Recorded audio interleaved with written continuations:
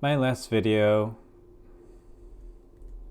analyzing the election took a little longer to make than I thought.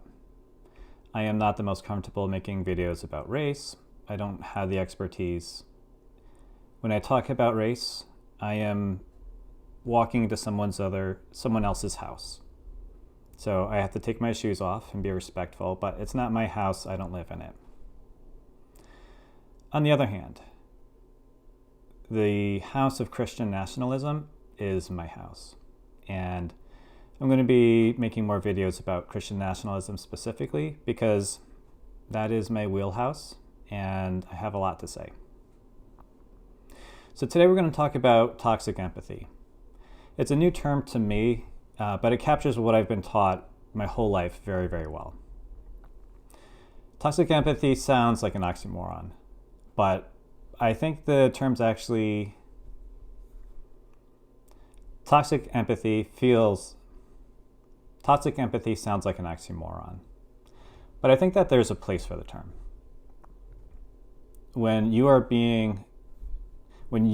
subject to oppression, you don't need to feel empathy to your oppressor. That's toxic. Extending empathy to abusers is also empowering them over their victims.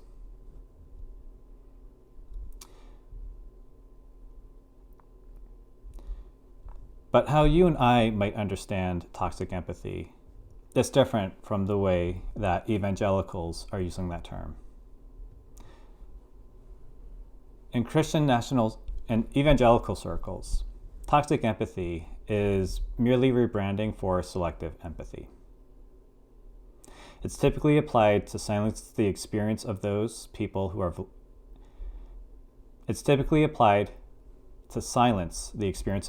lower status. It allows Christian nationalists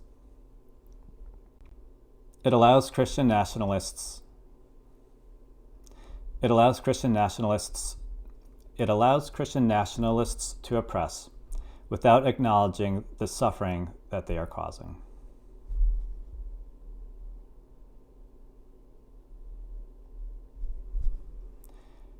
The LGBTQA+ community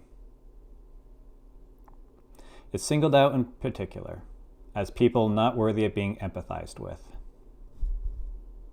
because of their inherent deviance.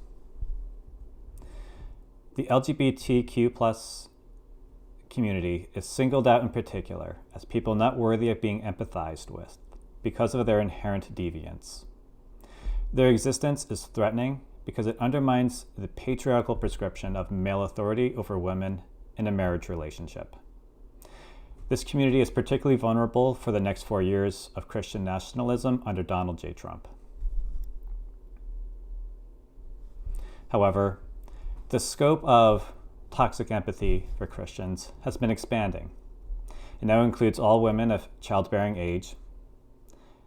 It may even include anybody with a progressive worldview, as Donald J. Trump promises to use the military against the enemy within. You can't assume that a Christian nationalist will care about your well-being or about your democratic rights. They usually apply their selective empathy in a way that serves the patriarchal authority of their churches. I want to be clear, not every Christian nationalist is going to personally hold this view. What I am saying is that as a cultural movement, this is how the Christian nationalist movement operates in the world.